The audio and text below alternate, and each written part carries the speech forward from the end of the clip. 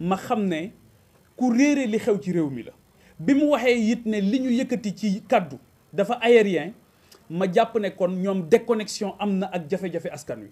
ndax buñ ne la ñii ñu dàq ñoo ngi taxaw di jooy ñoom ndax amatuñ luñ dunde nga ne loolu dafa aérien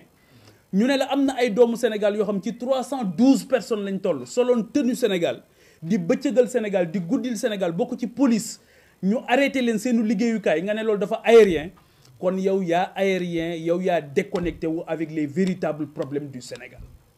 du quotidien du Sénégalais loolu nag j'en appelle à la vigilance de la presse ndax lu ne fàng kenn du ko jeex 312 personnes yooyu dama leen wax ne leen gisuma ci réew mi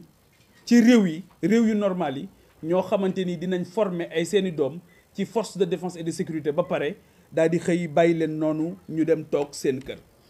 ak ñi nga xamante ni dàqaguñ leen te di wàcc dàq leen teñ nekk ci guddi gu bët setagul ak ñi nga xam dañ leen doon xaarloo te ba tey jii gisaguñu dara ak ñi nga xamante ni tamit yéenewuñ ci ñoom lu dul daal di leen di jël ak seen i bagages dugal leen ci ay avion yóbbu leen fële nga xamante ni moom mooy Espagne ak doomu Espagne yi nga xamante ni xëy na li ñu doon xaar rek mooy buntu feeñ ba ñu mën a dellu si seen réew ñooñu moom amuñu benn chance xëy na pour dellu ci seen réew ci ñeenti at yi nga xamante ni moo fi dese nguur gi ñuy ñaan mu gaaw nekk une belle parenthèse pour qu'on puisse retrouver le Sénégal bi nga xamante ni jàpp nañ ne day nekk un Sénégal réconcilié avec ses valeurs fondatrices te valeurs fondatrices yooyu li ci jiitu mooy yërmande ci doomu aadama yi te nii ma gis ñuy doxalee jàpp naa ne yërmande amu ci. beneen question bi nga xam donc on sera très vigilant sur la question des licenciements te may sant bu baax di gërëm ñi nga xamante ni ñoo nekk ci kuréel googu yaakaar ñu ba ñëw daje ak ñun ngir ñu yëkkati seeni njàmbat.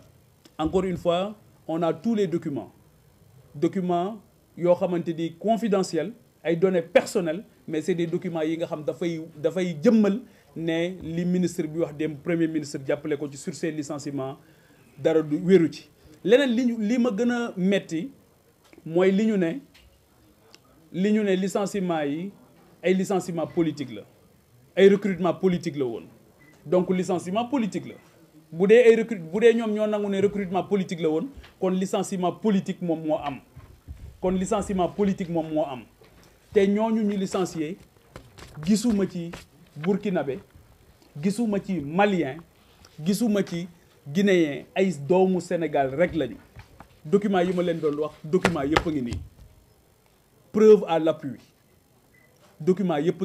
à l'appui c'est des gens qui ont été licenciés de façon abusive daal di ñëw am na ci ñoo xamante ni dañ leen indil documents yi tegal la négociation bi ne la signer léegi nga dem beneen bi mooy dañoo dàq ñoo xamante ni dañoo amoon njëriñ am na ci groupe bi ku ñu recruter koo xam société ba mu nekkoon du ma tudd société bi dañ ko consacré ci at mi ñu jàll ne ci agent yi gën a xarañ la bokk kooku fi mu ne dañ ko licencier ak yeneen bi ma dajeeg ñoom it gis naa ne ay borom xam-xam lañ am na ci ñoo xam liñ dese pour dem retraite bariwul waaye rek jiiñ nañ leen ne ay politiciens lañ wala ki ñu fi nekkaloon daal kooku lañ doon jàppale moo tax ñu dàq leen Sénégal ñun ñëpp ko bokk. donc loolu aussi il faut que ñu xam ko document yëpp a ngi nii wax naa léegi ay données personnelles la mais encore une fois c'est des données yoo xamante ni yu fiable la pour justifier li nga xamante ni mooy musiba yi ñu def loi mooy war a àtte lii et le premier ministre il n'est pas la loi donc moom li muy def mooy ñu dem fi nga xamante ni foofu la yoon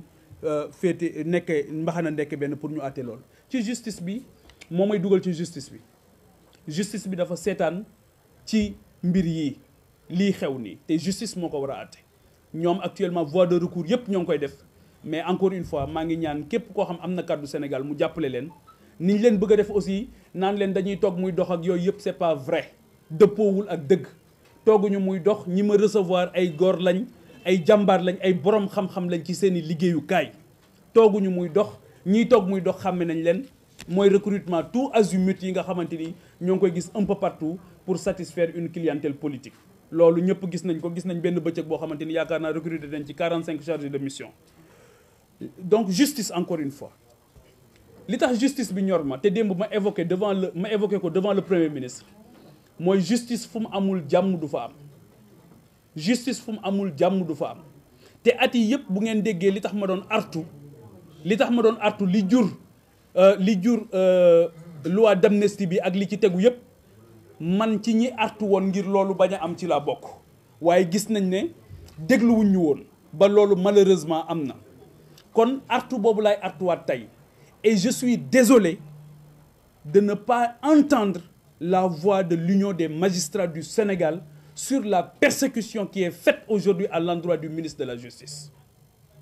loolu lu ma jaaxal la donc j'interpelle l'Union des magistrats du Sénégal ne ko il faut que mu nekk bouclier autour du ministre de la Justice bi nga xamante ni aujourd'hui moom à travers mandat bi ñu ko jox parce que le président de la République est la clé de voûte des institutions li ñu jaaxal mooy c'est ce même président de la République moom moo ñëw ne le peuple doit faire la pression sur la justice donc président tey jii moom pression bi ci moom lañ ko war a def pour mu bàyyi justice bi def liggéeyam pression bi peuple bi le vrai peuple laa wax nag waxuma le peuple pastéfien waxuma le peuple de Pastef je parle du vrai peuple bi nga xamante ni moom moo war a def la pression aujourd'hui sur ñi ñu tànn pour ñu bàyyi justice mu def liggéeyam parce que justice bu nasaxee liy nasax ci réew mi dafay bari te keroog ñëpp dégg nañ Ousmane Diagne encore une fois ci assemblée nationale mu taxaw ne li ngeen bëgg yéen ñëpp da ngeen ne na justice bu bar na justice bu gaaw dafa mel ni yéen li leen yitteel mooy ñu tëj ay nit képp ku def njombe ma position est claire et nette sans équivoque képp koo xamante ni luubal nga alalu Sénégal képp koo xamante ni liñ la dénkoon jël nga ko te moomoo ko képp koo xamante ni def nga naka sudul noonu ak foo mën a bokk na yoon def liggéeyam ñun loolu mooy suñu position parce que jàpp nañ ne li ñëpp bokk ñenn rek waruñu koo jël daal ne ko dëndix di seetaan nit ñi parce que loolu jàpp nañ ne du njub te du yiw te loolu sellut donc li sell mooy ñu jël li nga xamante ni moom la ñëpp moom ñu delloo ko askan wi waaye justice bi nga xamante ni ñëpp ko bokk it warul am xàjj ak seen te li ñu gis nag mooy justice tey képp koo xamante ni le premier ministre digoon na la kaso yaa ngi mos kaso soo demul it yaa ngi ci yoon wi loolu nag ñoo ngi alerté moo tax démb ma ne ko buñ la kenn gëmloo ne da nga am ay noon ci réew bi bu la kenn gëmloo ne da nga am ñu la bañ ci réew mi yow benn noon nga war a am mooy képp ku noonoo Sénégal ñun nag dañoo gis ne te commencé nañ ko bi ñu ñëwee tous les magistrats yi nga xamante ni identifié nañ leen ne bokk nañ ci ñi leen xañ ñu nekk candidat wala mu nekk candidat magistrat yooyu tey ñii nga Tamba ñii ngi feneen ak feneen foo xamante ni jàpp nañ ne dañ leen a sanctionné loolu moom mooy dëgg c'est la vérité c'est factuel comme on dit donc ñooñu tamit jàpp naa ne tey war ngeen presse bi surtout war na mën a comprendre ne loolu àndul ak rupture loolu àndul ak rupture donc ñooñu c'est de dignes fils du Sénégal qui à un moment donné ont rendu des décisions de justice donc ñi fi nekkoon démb ñoom ñoo fi nekk tey ba tey donc il faut que ñu am mandute ci justice bi mooy la balance il faut que justice bi mën a balancer mën a ànd ak mandute bu mat sëkk justice boobu toujours mooy li ma wax léegi képp koo xamante ni premier ministre digoon na la kaso yaa ngi dem kaso képp koo xamante ni wane na ne yéene na nga dem kaso gis nañ ne boo demul kaso mer na ba mere ñi yor justice bi te loolu ma ciy bàyyi xel ñaari nit muy Simon Faye bi nga xamante ni gis ngeen démb nee nañ dañ ko def contrôle judiciaire ay caaxaan gënu koo mag tappale bu mag la waaw àndul ak maandu àndul ak yiw àndul ak njub téye nañ ko fa ñetti fan xaw ma ñeent rawatina mu nekk en temps de carême nga xamante ni ci ay tappale rek lañ ko fa teg ñi nekk ci presse bi yëpp xam nañ ne Simon ci ñi gën a dal ci ñi gën a maandu ci presse bi la bokk di def liggéeyam avec beaucoup de rigueur donc contrôle judiciaire bi ñu def sax jàpp naa ne dem nañ ba yëg ne lii ñu def ak maandu lalu ko ñu ne nañ ko defal contrôle judiciaire keneen ki nga xamante ni jàpp nañ ko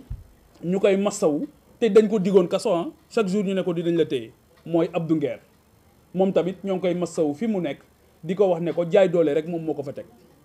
jaay doole rek moom moo ko fa teg dara tegu ko fa lu dul jaay doole parce que buñ ko reproché ne dafa am lu mu wax ci jamono bi nga xamante ni kii di président conseil constitutionnel gédd na àdduna am na fi benn ministre bu taxaw wax ne l'ancien ministre des finances et du budget dañu ko rey dans des conditions atroces te kenn woowu ko ba tey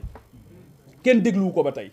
loolu nag bu fekkee mandu la wadul bu dul mandu je laisse ça à l'appréciation des Sénégalais loolu teguwul ci njub teguwul ci mandu kon justice baa ngi jeng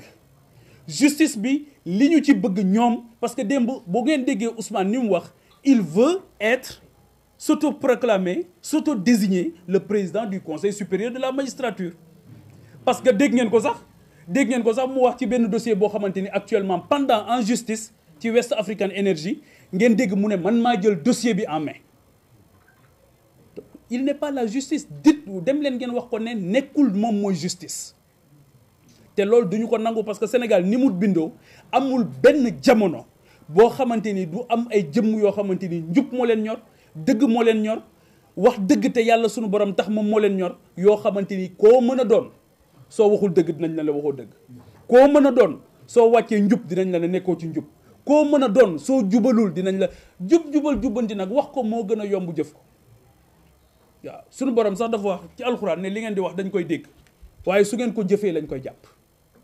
Cheikh Abdoul Ahad Mbacké yi doon na ko wax radiyallahu taala anhu li ngeen di wax dañ koy dégg rek mais su ngeen ko waxee rek lañ koy jàpp kon jubal jubbanti à l'épreuve des faits dañu gis ne dafa commencé sori fi mu ne ni ñi ñu yéene kaso ñëpp dañ leen di taf ci internet bi ne diw dafa war a dem kaso te diw moom balaa yàgg ngeen gis ñu daal di lijjanti ab dossier ba collé ko motif bëgg ko yóbbu kaso ngeen gis ci jamono boobu am ñu wax lu gën a raw loolu wax ko sax ci président de la république egg sax ci ay waajuram ba pare continuer di dox seen soxla après ça ne choque personne donc loolu jàpp naa ne il faut que ñu def ci attention encore une fois justice bi dafa bokkoon ci l'une des plus grandes promesses de ce régime l'une des plus grandes promesses ci yaakaar yi gënoon a mag ci nguur gi justice bi ci la bokkoon te bokkoon na ci promesse yooyu moo doon conseil supérieur de la magistrature kenn sexalu leen woon suukar y a même un détail qui paraît anodin mais keroog bu ngeen gisee ci conseil supérieur de la magistrature seen photo boobu ñu def ci escalier yi ça paraît anodin mais ça renseigne sur beaucoup de choses na ngeen dem ngeen xoolaat ko bu ngeen gisee président dafa taxaw premier ministre taxaw président assemblée nationale taxaw magistrat yi nekk ci ginnaaw ça veut dire beaucoup de choses c'est un pouvoir ça doit pas être une administration wax naa leen ko c'est-à-dire que il faut que aider à ce que mu arrêter nekk une administration judiciaire mais ñu dem véritablement vers un pouvoir judiciaire boo xamante ni avec dialogue bu am solo entre les institutions dinañ mën a dimbali Sénégal par rapport à ces enjeux de développement ak fi nga xamante ni foofu la bëgg a dem mais en l'état actuel on sent une volonté manifeste de l'exécutif pour que le judiciaire nekk à sa solde c'est inadmissible li ma doon wax léegi bala may dellu si ci troisième point bi nga xam mooy ndar képp sunu ndaje mi gis naa